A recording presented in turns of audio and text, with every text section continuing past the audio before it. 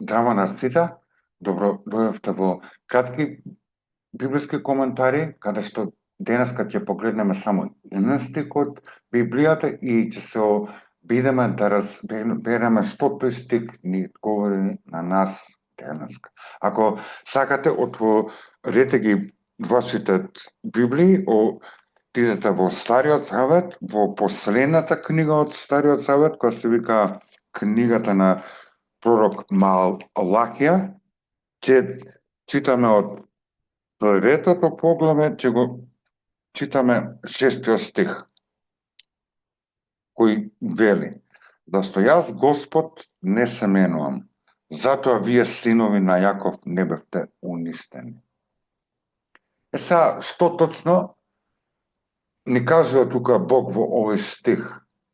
Ама пред да коментирам за тоа, само би дал мал контекст.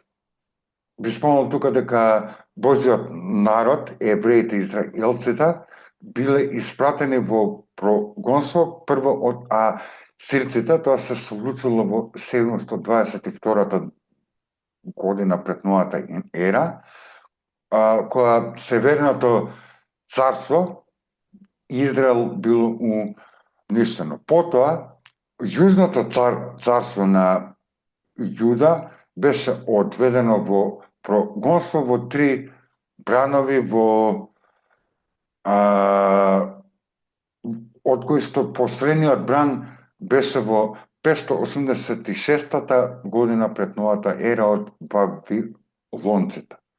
Јужното царство по 70 години дисциплина од Бога во Вавилон, Бог им дозволи да се вратат назад во Израел. Значи, они влегува во Вавилон во 3 наврати и исто така излегува од Вавилон во 3 наврати.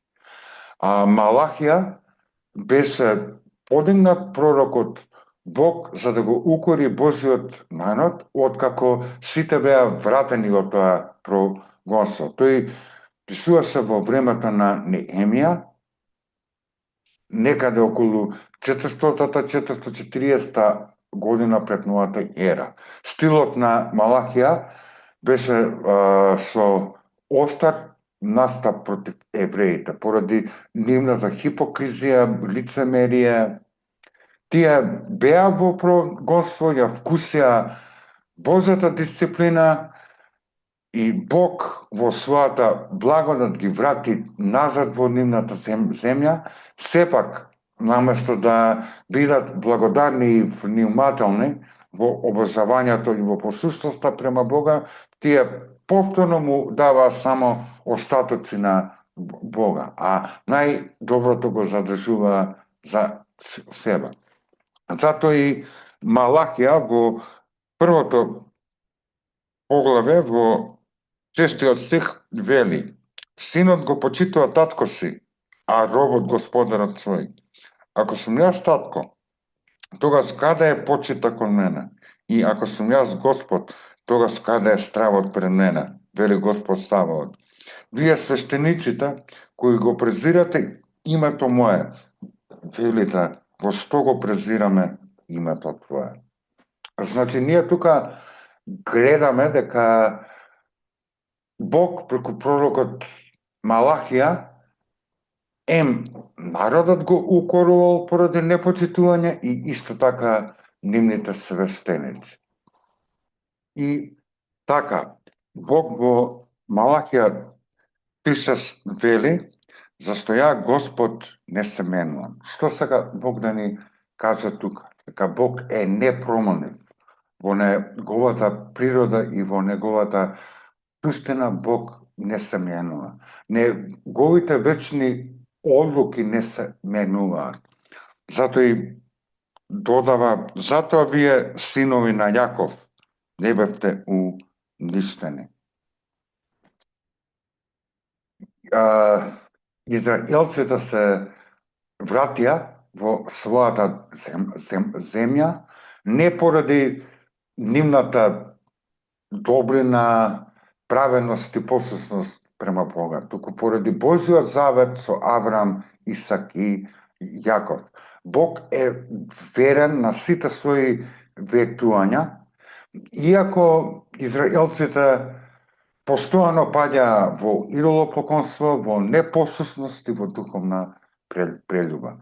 Пораката е јасна дека израелците во тоа време не требале да мислат дека Бог има потреба од нив, дека они се многу важни, па поради тоа ги врати од прогонство. Не, туку Бог е самотомолен на самиот себе, суверен, вечен. Тој е создателот, тој е содржителот, тој е владателот, тој е господарот на се и он е искупителот. И денес луѓето мислат дека може да го исмеваат Бога, да го негираат неговото постојање, да живеат во постојана непослушност без последици. Но, пак ќе го потенцирам тоа, но Бог не се менува. Тој е трпелив и милостив. Неговите вечни одлуки ќе се исполнат. Секој што го презира Бога ќе мора да даде отчет пред него еден ден.